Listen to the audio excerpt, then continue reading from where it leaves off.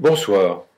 Ce soir, première édition de la chronique hebdomadaire de l'Odyssée des savoirs des vignerons en biodynamie.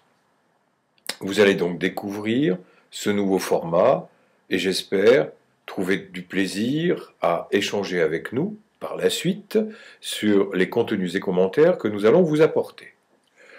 De quoi s'agit-il? Eh bien, pour ce soir, nous aborderons trois sujets.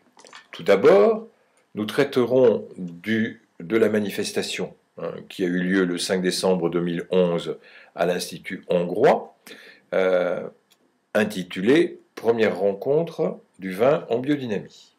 Ensuite, nous dirons quelques mots de l'ouvrage d'Evelyn Malnik, intitulé « Guide des vins en biodynamie » et publié par les éditions Ferré. Et enfin, en un troisième point, nous aborderons et développerons quelque peu l'idée et la pratique des entrepôts de connaissances vignerons, pour être plus précis, les usages possibles de l'entrepôt de connaissances des vignerons en biodynamie que nous avons ouvert il y a de cela une dizaine de jours.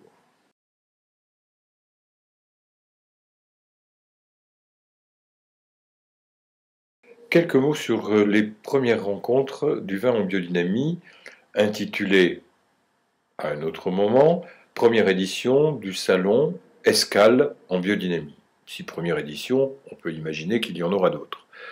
Et nous le souhaitons parce que pour la première fois, nous avons participé à une dégustation où la foule était telle que l'air manquait à respirer et que certains d'entre nous ont eu à certains moments besoin d'aller ouvrir très grandes les fenêtres, non pas pour s'échapper, mais pour retrouver l'oxygène, leur permettant de mieux communiquer avec les clients et participants de cette étonnante escale en biodynamie. Organisée par qui? Organisée par Wine for Trade et par les éditions Ferré. Cette escale en biodynamie a permis rencontres, débats, bien sûr, avec Thierry Valette de Biodivin, mais aussi Jean-Pierre Frick, entre autres, sans oublier la masterclass de Nicolas Joly.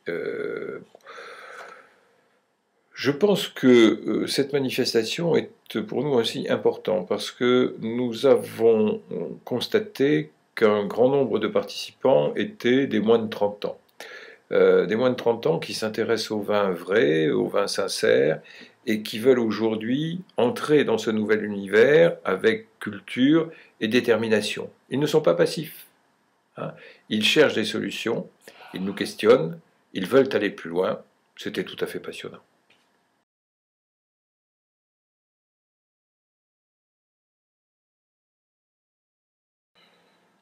L'ouvrage d'Evelyn Malnik, Guide des vins en biodynamie, publié aux éditions Ferré, est un ouvrage utile et intéressant. Mais pourquoi ce guide? La réponse se trouve sur la 4e de couverture. Nous vous en proposons un extrait. Parce que la biodynamie, nous dit l'auteur et l'éditeur, représente une avant-garde de la viticulture française, peut-être même la viticulture de demain. Là-dessus, nous partageons tout à fait ce point de vue. Ce n'est pas un hasard si certains des plus prestigieux domaines français ont adopté, nous dit l'auteur, depuis des années, ce mode culturel. Et de continuer quelques lignes plus loin sur les viticulteurs qui ont accepté de présenter leur vin dans ce guide.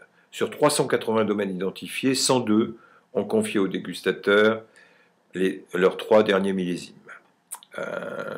Et 92% d'entre eux ont été retenus. On trouvera donc là, je crois, un très bon échantillon de ce qui se fait en matière de viticulture en biodynamie. Des vins sincères, disions-nous, des vins vrais, des vins droits de goût, pour parler comme les anciens, telle est la route ouverte par les viticulteurs en biodynamie, et ce guide, comme d'autres, jalonnera, marquera, témoignera tout au long de la route qui est la nôtre et qui, je l'espère, sera longue.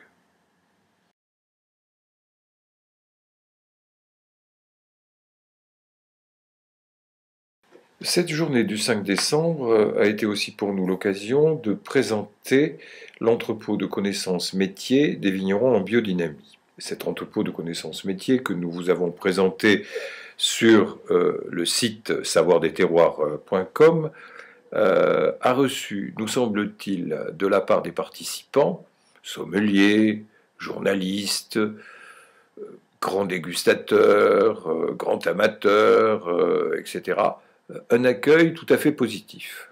Je relèverai 3 points. Le premier, c'est que tous ont été étonnés par la construction, l'architecture qui accompagne la professionnalité des vignerons. Comme nous vous l'avons dit et présenté, cette construction permet de suivre le fil de l'activité du vigneron, qui va dans sa plante, qui travaille dans son cuvier, qui prépare ses vins, etc.